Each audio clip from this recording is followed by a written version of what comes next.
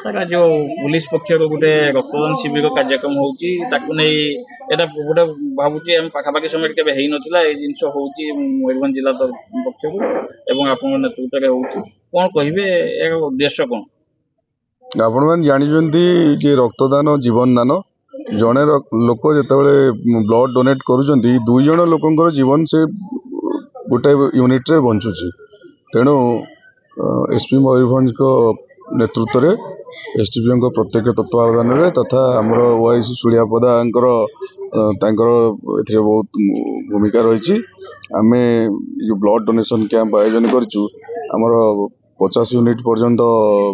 रक्त संग्रह करिवार योजना थिला हमर district headquarter hospital blood bank unit से माने आछथि आउ तथापि लोक मान भितर एते उत्साह अछि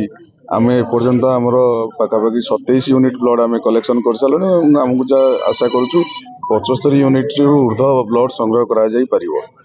आउ एटा आमे गोटे सचेतनता वार्ता जनसाधारण मानकु दबाउ चाहूछु ओडिशा पुलिस सबु बेले सबु समय रे जेतेबेले किछि कार्यक्रम सरकारी कार्यक्रम बा किछि भलो कार्यक्रम करा जाए ओडिशा पुलिस सबु बेले लीड करे एवं सही क्रम रे मयूरभंज पुलिस मध्य समान भूमिका निर्वाह करुच्ची आमर सुलियापदा ओआईसी ए जो सुंदर आयोजन करिसेंती सेथिपई तांकू आमे बहुत से धन्यवाद पात्र आमर जिले में अन्य थाना मानकरे किछि किछि कार्यक्रम आयोजन कराइथिला गत मास रे ठाकुरमुंडा करथिले करंजिया भी करथिले आमे आशा करछु पूरा मयूरभंज जिले रे ए कार्यक्रम जारी रहइबो एवं आमर जो सदर सब डिविजन अछि सदर सब डिविजन रे अन्य थाना मानकरे खूब शीघ्र पर्यायक्रमे आमर ब्लड डोनेशन कैंप आयोजन करा जिबार योजना रही। थैंक यू सर आपन को परिचय doctor Soumyaranjan Nayak blood bank officer district headquarter hospital Baripada तेबे गोटे पुलिस पक्ष गोटे सचेतनता कार्यक्रम कराई महत उद्देश्य नहीं रक्तदान भाया जिनस को हाथ को नहीं पुलिस नहीं पूर्व देखा मिलूना पुलिस हाथ को सब जिन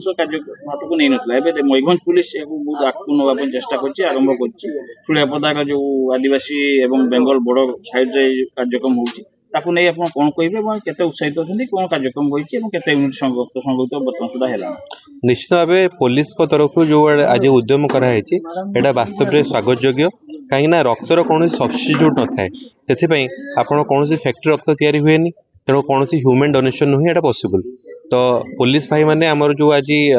देखते करेज देखते जो ब्लड डोनेशन कर वेलकम करुचु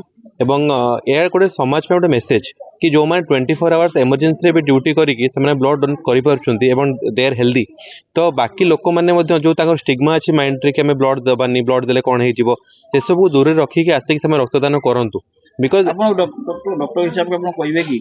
ब्लड देले देह पई भलो ना खराब ऑब्वियसली ब्लड देले बहुत सारा बेनिफिट अच्छी कौन बेनिफिट अच्छी कहले भलो प्रथम है आपनकर हार्ट हेल्थ ठीक रहइबो सर्कुलेशन आप मेंटेन होची आपन जानथिबे हमर जो ब्लड अच्छी आरबीसी 120 बा 120 दिन जो जार डेथ है जाए आपन ब्लड देले आपनकर किछि डेड सेल भी बाहरी गले तो आपन अस्थि मज्जा जो बोन मेरो ब्लड तैयारी होची सी आपन एक्टिव रहला ता छडा ब्लड देले आपन लिपिड प्रोफाइल मेंटेन रहे हार्ट हेल्थ ठीक रहे यूरिया क्रिएटिनिन यूरिक एसिड एसो बैलेंस रहे आपन गोटे फुर्ती अनुभव करंती तो